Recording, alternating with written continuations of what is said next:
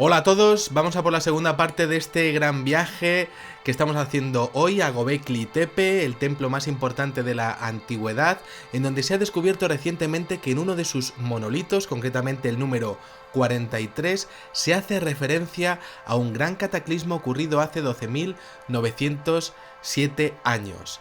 Esta información se corrobora con la desaparición de diferentes pueblos de la antigüedad en aquella época y además en los aumentos de los niveles del mar justo en esa década, así como en los descubrimientos de aumentos en los porcentajes de platino e iridio en Groenlandia identificables a caídas de meteoritos en aquella época.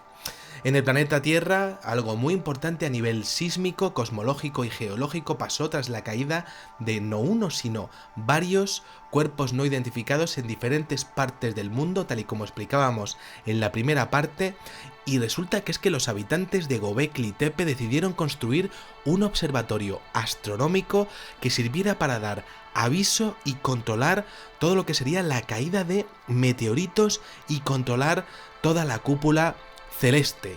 El pilar número 43, el llamado Vulture Stone, honraba todo el apocalipsis que pasó anteriormente, pero es que Göbekli Tepe es mucho más de lo que en un principio pueda parecer. Mientras que el resto del mundo en aquel periodo neolítico pre-alfarero apenas sobrevivía el día a día y eran cazadores recolectores, ellos construían una obra maestra que a día de hoy no ha sido entendida. ¿Qué pasaba allí dentro de esos anillos? ¿Dónde apuntaban y quiénes eran esos sacerdotes que han sido representados con plumas durante cientos y cientos de años en diferentes épocas y también en diferentes culturas? ¿Quiénes fueron esos líderes que funcionaban como élite gobernante y mística de toda aquella civilización que honraba al cielo, al gran desastre que ocurrió y cuyo comportamiento es idéntico? Y aquí está la clave, al que tienen los mandamases que aparecen gobernando la alta Mesopotamia, entregándole a los seres humanos plantas, conocimientos químicos para fabricar armas, conocimientos en agricultura, ganadería, astronomía e incluso estética corporal, algo que por cierto llega a conectar con lo que sería el antiguo Egipto. ¿Quiénes eran esos líderes? La respuesta pues viene descrita en el libro de Enoch, en donde los dioses Anunnaki y su prole, los llamados Nefilim, realizan las mismas actividades. Pero, ¿qué les interesaba? Tanta historia con la astronomía parece absurda, pero no lo es.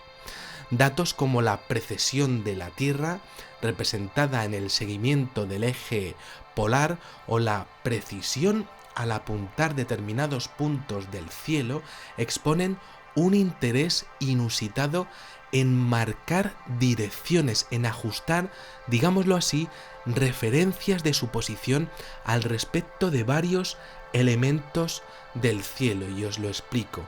El proceso es similar, para que me podáis entender, a hacer llegar la información de establecer exactamente dónde está la Tierra con respecto a otros mundos, como un GPS espacial. Y si esto es así, es fascinante, porque de ahí es evidente el siguiente paso: comenzar a identificar otros. ¿Es esto lo que querían los observadores? ¿De dónde habían venido? Si es así, ¿y de dónde habían surgido? Aquellas inteligencias similares a las que aparecen en el libro de Enoch, con el mismo comportamiento que vemos aquí, se afanaban en indicar constelaciones como las de el cisne, Cygnus, a su estrella principal, Deneb, o el lugar donde hoy se encuentra la estrella polar. Pero aquí hay un problema que es bastante grande, otra contradicción.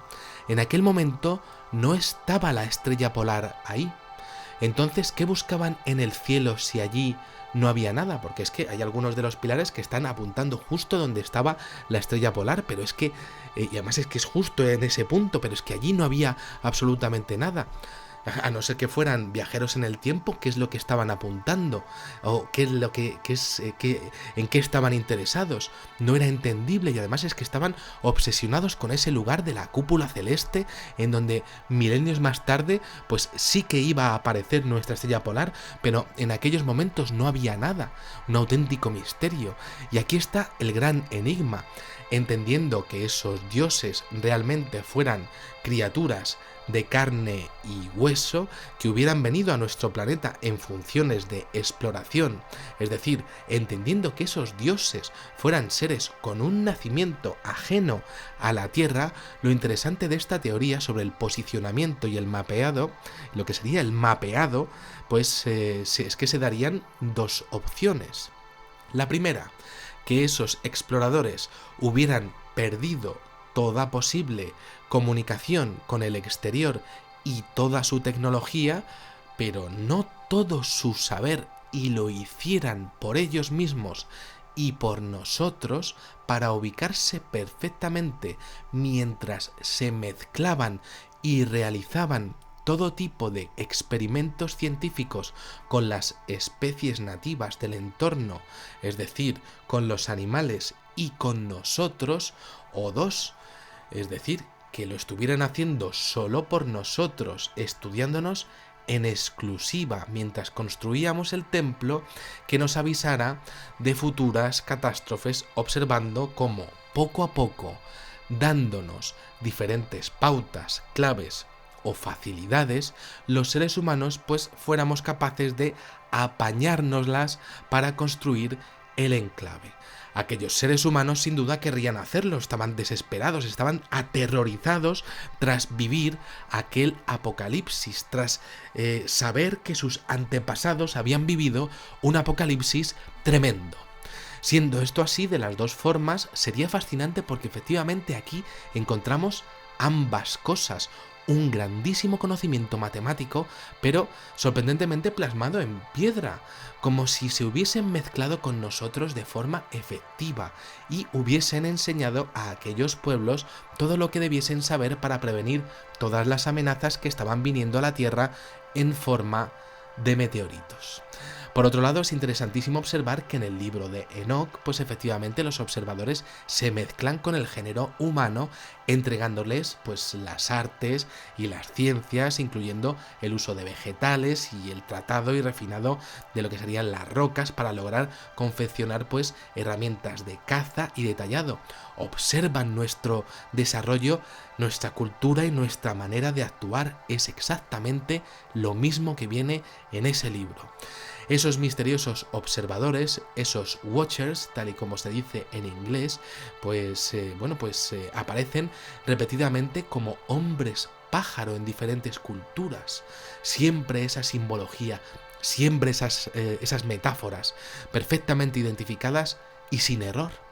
Era eso, y de hecho también se usaban esos símiles con algo tan extraño como el zorro o el lobo, cuya cola ha sido identificada con la aparición de los cometas. Desde el antiguo Egipto hasta Mesopotamia, también Asia Central, la India y China.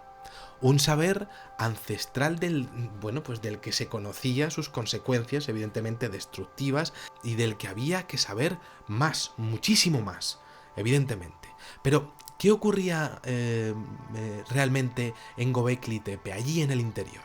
Bueno, pues para ello vamos a coger nuestra máquina del tiempo preferida y vamos a entrar directamente allí al templo. 12.907 años atrás, nada menos. Es de noche y estamos solos. Nos encontramos con los anillos del complejo, un lugar lúgubre, vegetación, poblados cercanos cuyos los habitantes están dormidos, la luz, las estrellas, no hay luna, y vemos bien el planisferio terrestre. Miramos al entrar como los principales pilares centrales del entramado de este anillo de Göbekli están todos dirigidos hacia el noroeste. Vamos entrando. Las entradas nos quedan hacia el sureste. Vamos pasando. Los diferentes monolitos se ponen junto a la entrada. Y estamos, bueno, pues caminamos, están ahí dispuestos los monolitos a medida que avanzamos en la estructura. Nos damos cuenta de que todo tiene un sentido y el pilar 43 solo es un pequeño recordatorio de lo que sería, bueno, pues de un hecho, ¿no? Pero es que es un recordatorio de algo que pasó, pero el saber que hay allí es inmenso, demasiada información, demasiados dibujos tallados, todos con sus significados. Animales que están allí, pues, que están allí perfectamente dibujados, figuras, no sabemos lo que son, nos sentimos extraños en ese lugar. No parece todo eso de aquí. Nos ponemos al lado de los pilares y todos apuntan a una constelación de forma inteligente. Listos los que lo construyeron, exactos en su sentido, demasiado precisos. Caminamos. Seguimos caminando. Las figuras antropomórficas ahí en las formas ahí de T, las vemos ahí un poquitín, ahí ya cercanas. El complejo desde luego es mucho más grande, mientras que vamos acercándonos, es mucho más grande de lo que creemos, y vamos avanzando y nos movemos paso a paso, pasito a pasito. El diseño es perfecto y en ese punto estamos en un lugar que marca directamente al norte. Y nos damos cuenta. ¿Cómo han podido hacerlo? No es lógico. Y de repente a nuestro lado miramos y vemos a uno de estos sacerdotes que está ahí, pero que no parece que nos esté mirando a nosotros en un principio. Es uno de ellos, es un vigilante, está clarísimo. Nos entra miedo. Es la experiencia que viven los que entran en el templo y la vivimos nosotros en nuestro rito de iniciación. Ese vigilante de la humanidad es rarísimo, es idéntico a como lo leímos en el libro de Enoc. Tiene rasgos faciales alargados y su cráneo está tapado, pero también es bastante grande y lo estamos viendo, cráneo grande. Lo estamos viendo y estamos en un ambiente muy oscuro. No parece una persona normal, pero es él el que enseña a los humanos todo ese conocimiento. Hay más como él, pero está solo. Todo lo que ha hecho que se erija este complejo y todo el mundo le tiene además una mezcla entre miedo y respeto, y está ahí. Y estamos él y yo solos. Y yo tengo miedo. Tiene el pelo largo, un abrigo de plumas extrañísimo. Tiemblo de miedo y terror total. No sé qué va a hacer. Está en un estado de éxtasis. Es pálido y el ambiente es muy lúgubre. No le veo bien, no se mueve. Pero él está tenso totalmente. Él no se mueve y yo tampoco lo hago. Estoy haciéndole el paso. En el pilar en el que estoy, la dirección que se marca es el norte polar y me doy cuenta además. ¿Cómo es posible? No es lógico que esta gente tenga ese conocimiento. Él sigue en éxtasis y yo poco más puedo hacer, nada más que seguir. Y es muy curioso porque fijaos que ese norte polar está indicando justo la dirección de esa física hiperdimensional que tantas veces hemos estado nombrando aquí, y yo me doy cuenta de todo eso. Y él sigue con todo lo que sería esa sensación y tiene una actitud de estar en trance directamente. Mira la constelación del cisne desde uno de los pilares y yo me doy cuenta. Y tú observas esa constelación del cisne y miras a la gran estrella de Nef, que está ahí, es preciosa. Y la observas y te callas, por supuesto, y miras cómo brillan las demás estrellas, mientras tu visión se tapa con la misma figura de las mismas estrellas marcadas en las figuras de los monolitos. Y observas todo eso y vuelves a mirar al vigilante. y se está moviendo de forma extraña y te entra ya un miedo atroz y ya te largas de allí echando leches de allí y te vas y tras haber tenido una de las vivencias más increíbles de toda tu vida. Esta es la experiencia que se vivía en aquellos momentos determinados como el solsticio o el equinoccio, en el periodo del tiempo en el que los seres humanos convivíamos con los seres que nos habrían ayudado a construir Göbekli Tepe para nuestra protección y también para la suya, según lo que diferentes investigadores como Andrew Collins exponen en base a sus investigaciones sobre el misticismo de aquella cultura y su obsesión con el norte y con la constelación del cisne, con un norte que no podían conocer, ¿no? Pero que, bueno, con esa constelación del cisne a la que identificaban como receptora de alma del alma de los mortales, curiosamente. Si nos fijamos, y ya para terminar, hay 3 detalles a tener muy en cuenta.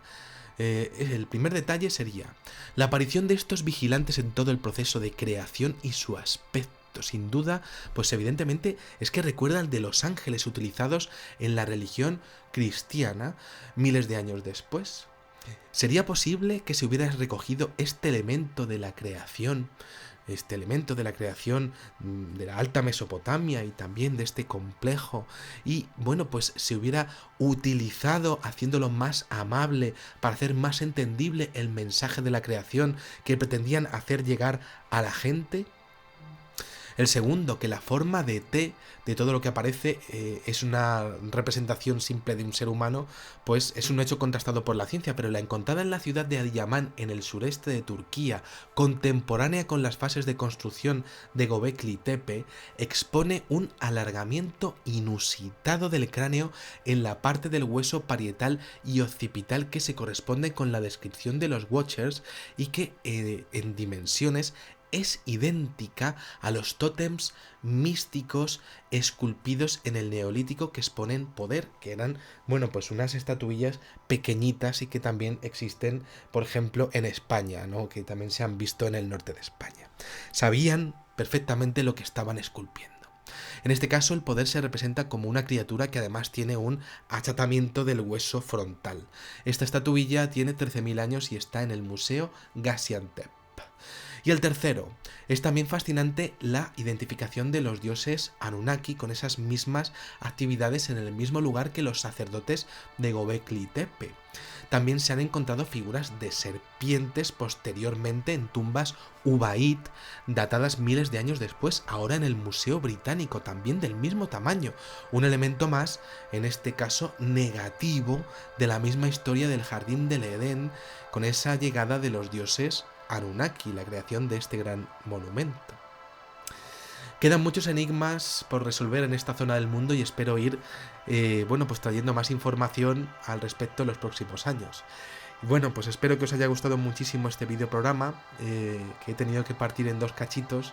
Y bueno, pues nada, que os espero en el siguiente, que he estado un poco pachucho estos días, he estado un poco malito y bueno, pues espero poder seguir haciendo videoprogramas en los próximos días y espero que os sigan gustando tantísimo como a mí me está gustando hacerlos. Bueno, pues nada, que muchísimas gracias y como digo siempre, salud y suerte. Adiós.